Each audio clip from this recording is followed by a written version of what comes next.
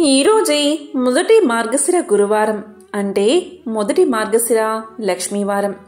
లక్ష్మీదేవికి ఎంతో ఇష్టమైన ప్రీతికరమైన రోజు.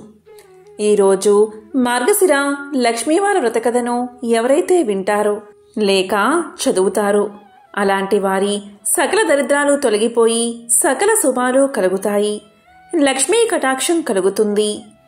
సంవత్సరానికి ఒకసారి వచ్చే మార్గశిర మాసం నాడు ఈ పూజను ఆచరించడం సర్వశ్రేష్టం. మరి ఎంతో విశేషమైన ఈరోజు మార్గశిర లక్ష్మీవార వ్రతకథను ఇప్పుడు విందాం.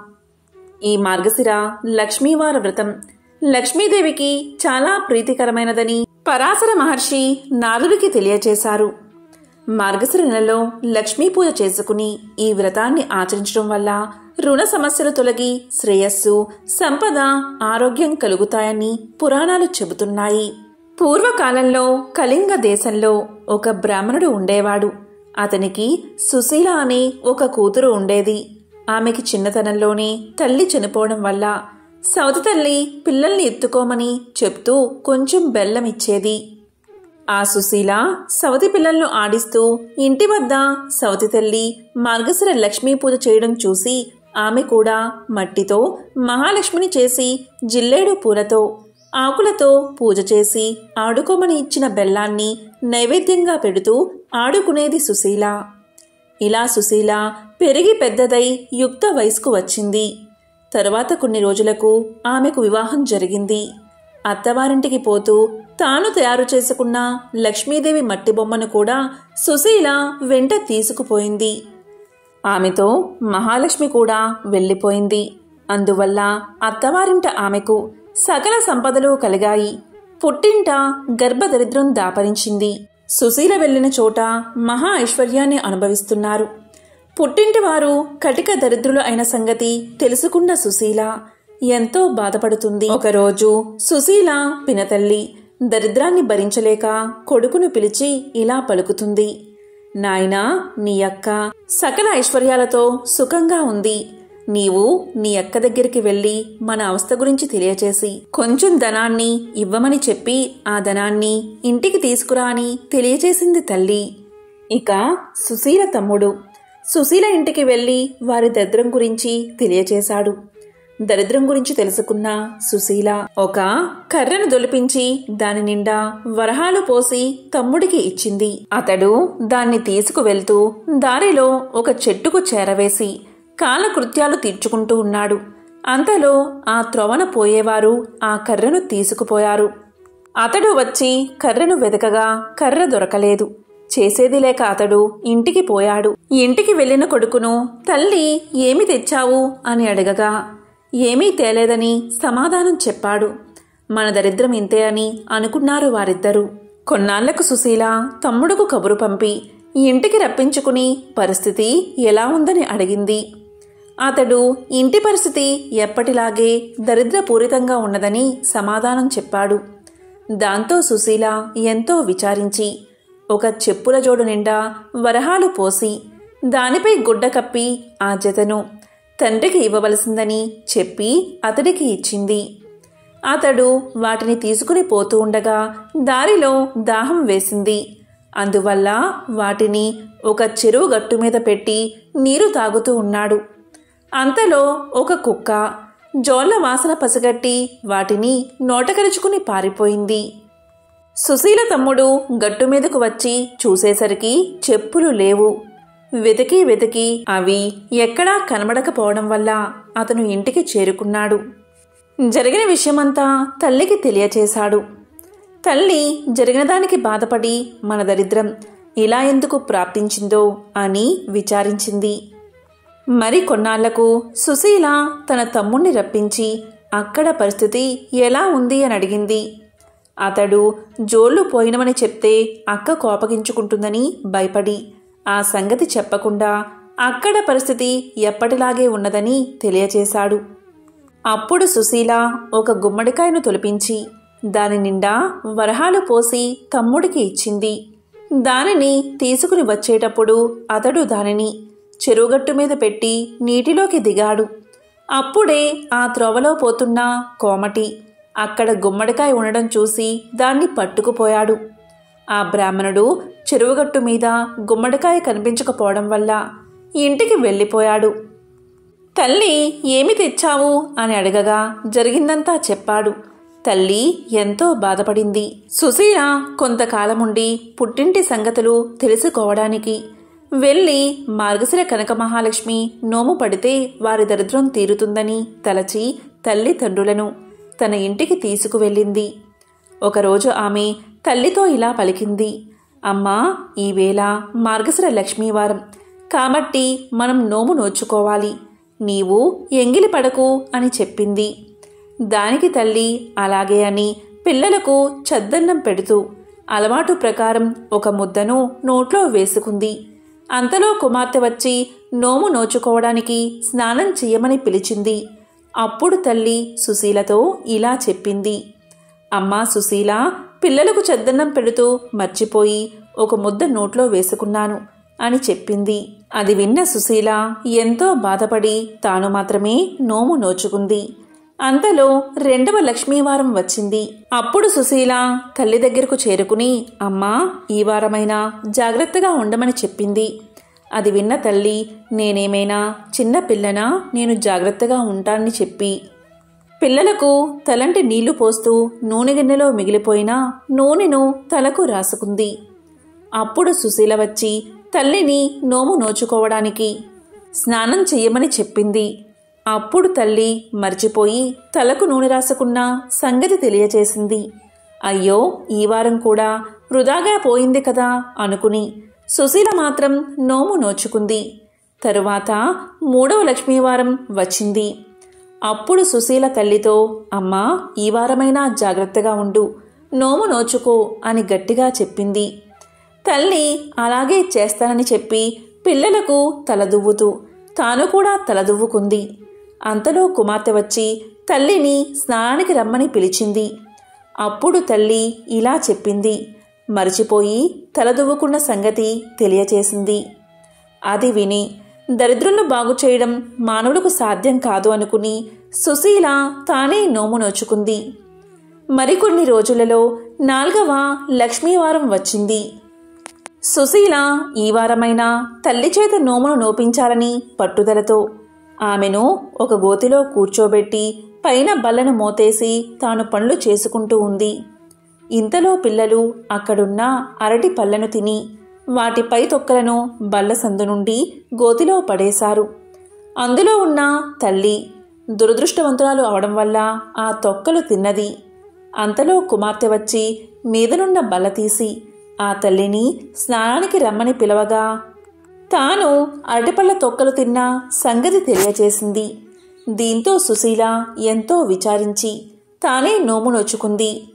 తరువాత 5వ మార్గశిర గురువారం రానే వచ్చింది. అప్పుడు సుశీల తన తల్లి తన చెంగుకు ముడేసుకుని తన వెంట ఆమెను తిప్పుకుంటూ పనులన్నీ ముగించుకున్న తర్వాత ఆమెకు కూడా స్నానం చేయించి నోము నోపించింది. కూతురు పూర్ణపు కుడుములు నైవేద్యం పెట్టినప్పుడు మహాలక్ష్మీదేవి స్వీకరించి తల్లి పెట్టినప్పుడు మాత్రం స్వీకరించలేదు. అది చూసి అలా చేయడానికి కారణం ఏమిటని మహాలక్ష్మిని అడిగింది సుశీల.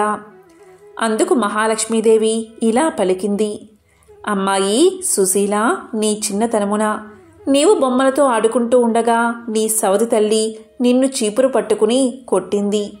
అందుచేతనే నేను ఆమె నైవేద్యాన్ని పుచ్చుకోవడం లేదు అని పలికింది. అప్పుడా సుశీల తల్లి ఆమె తప్పు క్షమించి నైవేద్యాన్ని స్వీకరించి వారికి భోగభాగ్యాలు కలిగేటట్లు ఆశీర్వదించమని ప్రార్థించింది. దీంతో మహాలక్ష్మి ప్రసన్నురాలై తల్లి కూతుళ్లను దీవించింది. తరువాత సుశీల ఆమె తల్లిచే యథావిధిగా నోము నోపించి నోము పట్టిన మొదటి వారం పులగాన్ని, 2వ వారం క్షీరాన్నాన్ని, 3వ వారం ముద్ద కుడుములను, 4వ వారం పరమాన్నాన్ని నైవేద్యంగా పెట్టించి పుష్యమాసపు లక్ష్మీవారం నాడు పూర్ణపు కుడుములను సమారాధనకు పెట్టించి నోమును పూర్తి చేయించింది. తరువాత ఆమె పుట్టింటవారు దరిద్ర విముక్తులై ధనధాన్యాలతో తులతూగుతూ ఉన్నారు. ఈ మార్గశిర లక్ష్మీవార వ్రత పూజా విధానం దీపావళి లక్ష్మీ పూజ వరలక్ష్మి పూజ వలె ఉన్నప్పటికీ అమ్మవారికి సమర్పించే నైవేద్యం వైవిధ్యమైనది. మార్గశిర నెలలో వచ్చే అన్ని గురువారాల్లో ఉదయమే నిద్రలేచి ఇల్లు శుభ్రం చేసి తలస్నానం చేయాలి.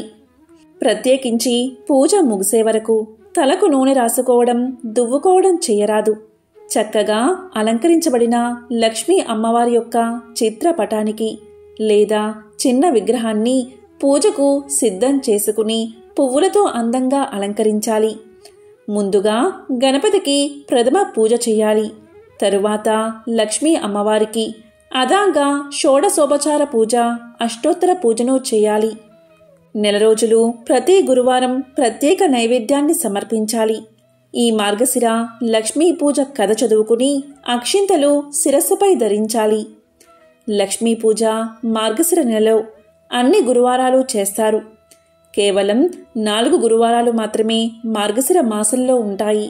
కానీ ఈ లక్ష్మీ పూజ పుష్యమాసంలో వచ్చే మొదటి గురువారం రోజు కూడా తప్పనిసరిగా చేయాలి. ఇదే ఇక్కడి విశేషం.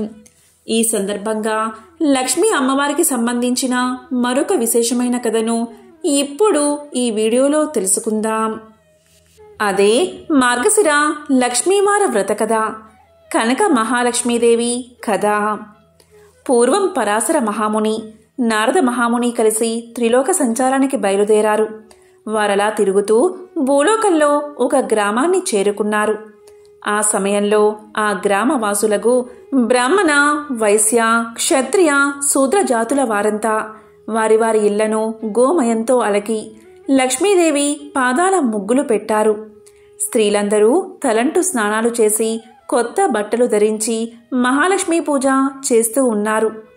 ఆ గ్రామవాసుల భక్తి శ్రద్ధలకు నారదుడు ఆశ్చర్యపడి పరాశర మునితో ఇలా పలికాడు. మహర్షి, బ్రాహ్మణుల మొదలు కడజాతి వారి వరకు అందరూ కడు సంతోషంతో పూజలు చేస్తున్నారు కదా. ఎవరి గురించి ఈ పూజలు చేస్తున్నారు? వీరు చేస్తున్న వ్రతం ఏమిటి? ఈ వ్రత నియమాలు ఎలాంటివి అని అడగగా పరాశరుడు చిరునవ్వుతో ఇలా చెప్పాడు. నారదా, ఈ దినం గురువారం కదా. ఈరోజు శ్రీ కనక మహాలక్ష్మికి అత్యంత ప్రీతికరమైన రోజు. అందువల్ల ప్రజలు లక్ష్మీ వ్రతాన్ని ఆచరిస్తున్నారు. సంవత్సరంలోని 12 మాసాలలో మార్గశిర మాసం శ్రేష్టమైనది. మార్గశిర మాసంలోని ప్రతి గురువారమును లక్ష్మీదేవికి చాలా ఇష్టమైన రోజే. శుక్లపక్ష దశమి గురువారం అయితే ఆ రోజు సుదశా వ్రతము అంటారు. ఈ వ్రతం శ్రీ మహాలక్ష్మీదేవికి మిక్కిలి ఇష్టమైనది అని చెప్పి ఊరుకున్నాడు. ఇదంతా బ్రహ్మ మానసపుత్రుడైన నారదుడు ఆలకించి, మహనీయ, మున్ను ఈ వ్రతాన్ని ఎవరైనా ఆచరించారా? వారు ఎలాంటి ఫలితాన్ని పొందారు? ఆ చరిత్రను కూడా వివరించమని వేడుకోగా పరాశరుడు ఇలా చెప్పడం ప్రారంభించాడు. నారద, పూర్వం ఈ లక్ష్మీ వ్రతాన్ని ఆచరించిన ఒక భక్తుడి చరిత్రను తెలియచేస్తాను. శ్రద్ధగా ఆలకించి ఆనందించు. ఒకప్పుడు లక్ష్మీదేవి శ్రీ మహావిష్ణువుకు సేవలు చేస్తూ ఇలా పలికింది. నాదా, ఈ దినం నా వ్రతాన్ని ఆచరించే గురువారం కాబట్టి మీరు అనుమతి ఇస్తే నగరంలో సంచరించి తిరిగి వస్తాను అని ప్రార్థించింది. లక్ష్మీదేవి కోరికను మన్నించి విష్ణువు అలాగే పోయి రమ్ము అని పలికాడు. అప్పుడు లక్ష్మీదేవి సకల ఆభరణాలు ధరించి పట్టు వస్త్రాలు కట్టుకుని బయలుదేరింది. ఆమె వెళ్ళిన వెనుకనే విష్ణువు ఒక ముసలి బ్రాహ్మణ స్త్రీ రూపం ధరించి ఆ మాయావేషంతో ఒక ఇంటిలోకి ప్రవేశించాడు. ఇక లక్ష్మీదేవి గ్రామ సంచారం చేస్తూ వృద్ధ బ్రాహ్మణ స్త్రీ ఇంటికి వచ్చి ఆమెతో ఇలా పలికింది. ఓ అవ్వా, ఈరోజు గురువారం, మహాలక్ష్మి వ్రతదినం కదా, ఇల్లు గోమయంతో అలకి ముగ్గులు పెట్టలేదేమిటి అని ప్రశ్నించింది. అంతన ఆ అవ్వ, అమ్మా, ఆ వ్రతాన్ని ఎలా చెయ్యాలి, ఎవరిని పూజించాలి వివరించు తల్లి అని వేడుకోగా లక్ష్మీదేవి మందహాసంతో వ్రతం చేసే విధానం చెప్తాను విను అంటూ ఇలా చెప్పడం ప్రారంభించింది. మార్గశిర మాసంలో మొదటి గురువారం నాడు ప్రాతకాలమే నిద్రలేచి గోమయంతో ఇల్లు వాకిలి అలికి లక్ష్మీదేవి పాదాలు కల ముగ్గులు పెట్టాలి. కొత్త కొలత పాత్ర ఒకటి తెచ్చి కడిగి ఎండబెట్టాలి. దానిని వివిధ రకాల బొమ్మలతో ముగ్గులతో అందంగా అలంకరించాలి. స్నానం చేసి శుభ్రమైన వస్త్రాలు కట్టుకుని శుచిగా ఉంచి ఒక బల్ల కడిగి దానిమీద కొత్త ధాన్యం ఎరుపు, నలుపు, తెలుపు రంగులవి కొద్దిగా వెయ్యాలి. మరికొంచెం కొత్త కొలత పాత్రలో వెయ్యాలి. ఆ పాత్రపైన 3 పోక చెక్కలు పసుపు నీటిలో కడిగి ఉంచాలి. తెల్లధాన్యం ఈనెలు తీసుకుని వచ్చి వాటిని జడవలే అల్లి మనసులోని కోరిక తలుచుకుని కొత్త పాత్రపై ఉంచి దానిపై ఎరుపు రంగు వస్త్రాన్ని, పువ్వులను ఉంచాలి. లక్ష్మీదేవిని తలుచుకుని పువ్వులు, గంధం, ధూపదీపాలు సమర్పించాలి. ముందుగా పాలు నివేదించి తరువాత అన్నాన్ని, పిండి వంటలను, కూరలతో మహానైవేద్యాన్ని సమర్పించాలి. ఇది ఒక పద్ధతి. ఇక రెండవ పద్ధతి సుదశా వ్రతము. అదిలా అంటే మార్గశిర మాసంలోని శుక్ల దశమి గురువారం రోజు ఈ వ్రతాన్ని ఆచరించాలి.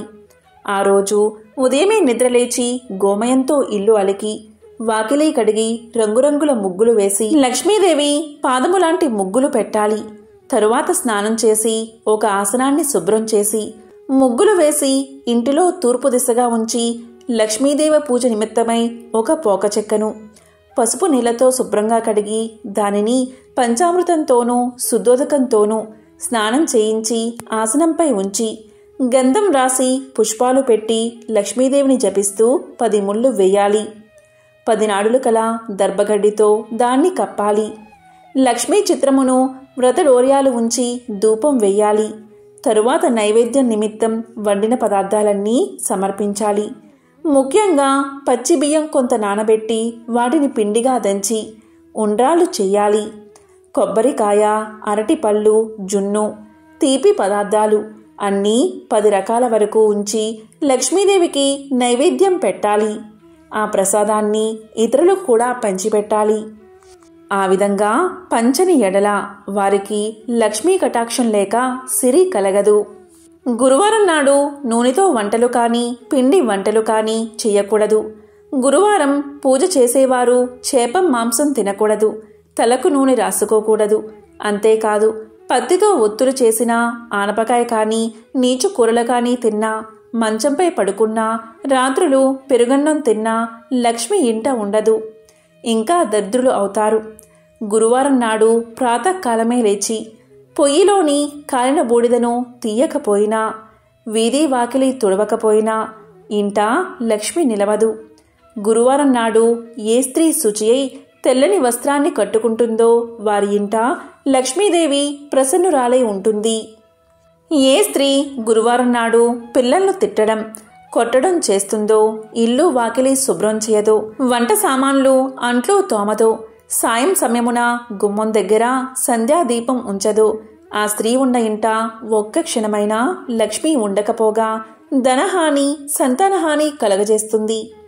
అలాగే గురువారం రోజున ఉడకని పదార్థాలు తినడం, అమిత నిద్ర, అమావాస్య, సంక్రాంతి తిథులలో అశుభ్రంగా ఉండి విహరించడం, అత్తమామలను సేవించక కస్సుబుస్సులాడడం చేసే స్త్రీల ఇంట లక్ష్మీదేవి పాదమైనా నిలవదు. ఇంకను భోజనానికి ముందు తరువాత కాళ్ళు, చేతులు, ముఖం ఏ స్త్రీ కడుక్కోదో, ఏ స్త్రీ ఇతరులతో మాట్లాడుతున్నప్పుడు చీటికి మాటికి నవ్వుతూ ఉంటుందో, ఏ స్త్రీ బూడిద గుమ్మడికాయను కోస్తుందో అలాంటి స్త్రీలు నీచ బుద్ధి కలవారై అన్న వస్త్రాలకు దూరమైపోతారు. ఏ వనిత గురువారం నాడు ధర్మం చేయక, పూజలు చేయక పురుష సాంగిత్యాన్ని కోరుకుంటుందో ఆమె పాపకోపమునకు పోవడమే కాదు, బతికినన్న రోజులు తిండికి మొహం వాసిపోయేదిగా అయిపోతుంది. గురువారం, అమావాస్య, సంక్రాంతి పర్వతిథులయందు నిషిద్ధ పదార్థాలను ఏ స్త్రీ భుజిస్తుందో ఆమె అవసాన కాలమున అనేక బాధలు పడి చనిపోయిన తర్వాత యమకింకరులతో నానా బాధలు పడుతుంది. జ్ఞానవంతురాలైన ఏ స్త్రీ ఆ 3 రోజుల్లో భక్తితో దైవసేవలు, ఒక పూట భోజనం, కలిగినంతలో దానధర్మాలు చేస్తుందో అటువంటి స్త్రీకి ధనధాన్యాలు, పుత్ర సంతానం, సంతానాభివృద్ధి కలుగుతాయి. ప్రతి స్త్రీ తాను ఆచరించే నిత్య కృత్యాలను బట్టి సిరి సంపదలు కలుగుతాయి. స్త్రీ ఉదయం నిద్ర నుంచి లేచిన వెంటనే ముఖం కడుక్కోవాలి.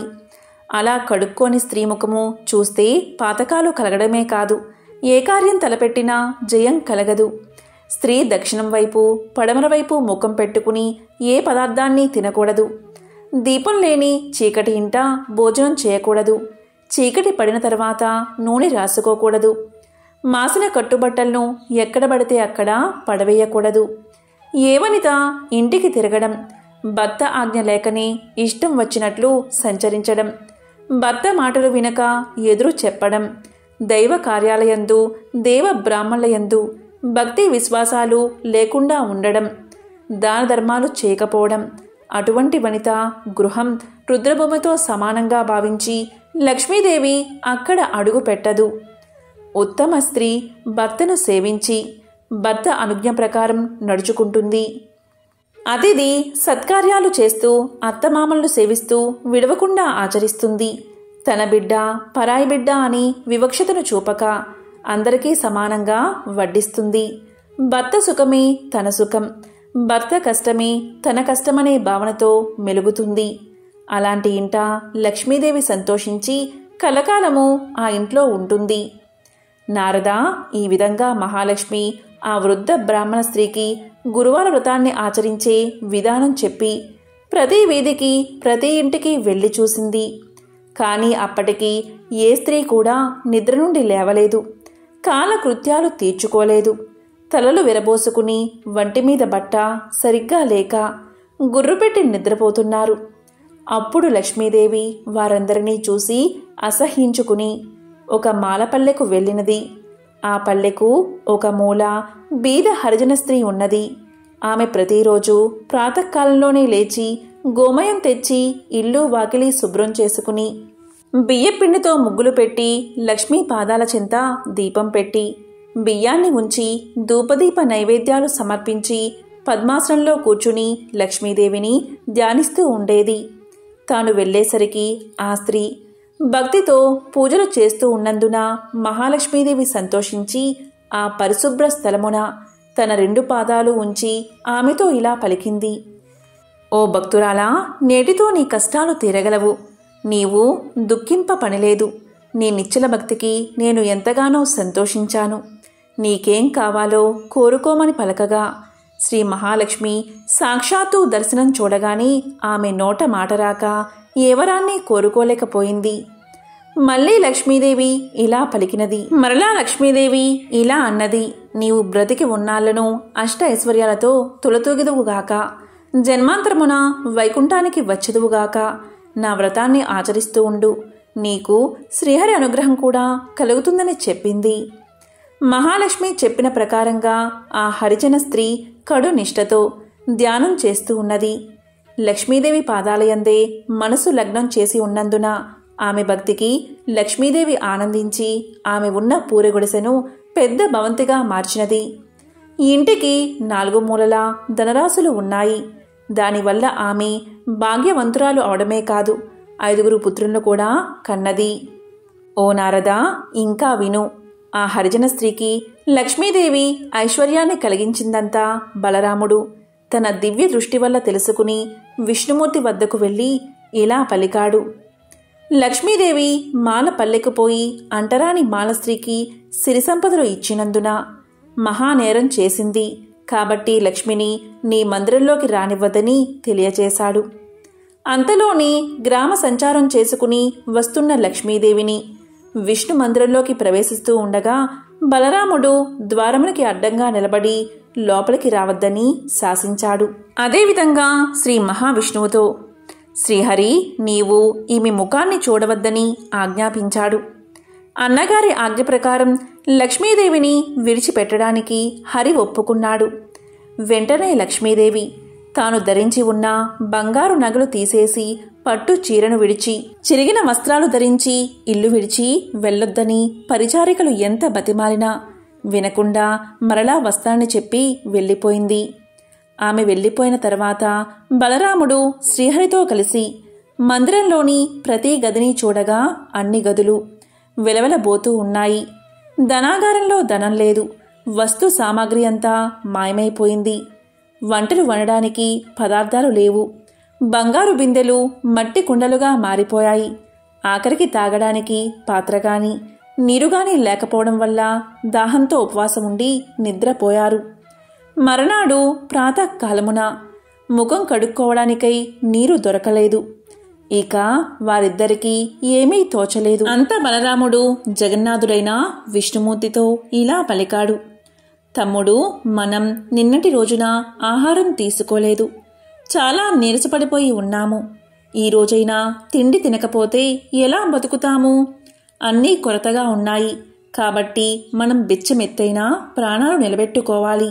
కాబట్టి ఇద్దరం బయలుదేరదాం రమ్మని అనగా జగన్నాథుడు అంగీకరించాడు.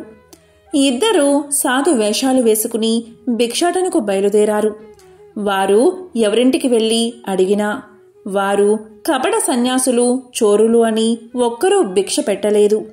కసరి పొమ్మన్నారు. అలా వారిద్దరూ తిరుగుతూ ఒక షావుకారు ఇంటికి వెళ్ళి భిక్షాందేహి భిక్షాందేహి అని అన్నారు.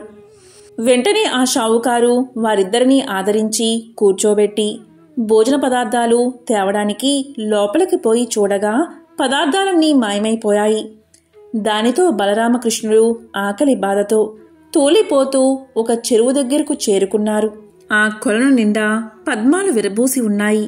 సరే, వీటి తూడికాయలను తిని ఇప్పటి ఆకలి బాధ తీర్చుకుందామని చెరువులోకి దిగగా ఆ చెరువు నీరంతా ఎండిపోయింది. చేసేది లేక వారు నిరాశతో వెళ్ళిపోయారు. అలా వెళ్ళగా వెళ్ళగా ఒక తపస్సాలి కుటీరం కనబడింది. అతన్ని సమీపించి ఆకలి తీరడానికి ఏదైనా పెట్టమని అడిగారు. ముని తాను తినడానికి ఉంచుకున్న పాలు, అన్నము ఇవ్వబోగా ఆ పాత్రలోని అన్నం, పాలు మాయమైపోయాయి. ఇక చేసేది లేక వారిద్దరూ సముద్రం వైపుగా వెళ్లారు. సముద్రమున నిత్యానందుల స్వాముల వారి ఆశ్రమం కనిపించగా అక్కడికి చేరుకున్నారు. అక్కడ అన్న వస్త్రాలకు లోటు లేదు. ఎవరైనా ఆ ఆశ్రమంలో ఎన్ని రోజులైనా ఎంత భోంచేసినా అక్షయపాత్ర వలె తరగదు. కాని బలరామ జగన్నాథ స్వాములు అక్కడకు వెళ్ళగానే లక్ష్మీదేవి ఏ పదార్థాలు లేకుండా చేసింది. దాంతో అన్నదమ్ములిద్దరూ అక్కడి నుండి బయలుదేరి మరొక భవనాన్ని చేరుకున్నారు. అది లక్ష్మీదేవి నివసిస్తున్న భవనం. చాలా రోజుల నుండి తిండి లేక నీరసించి ఉన్న వారిద్దరినీ లక్ష్మీదేవి చూసినది, జాలి పడినది.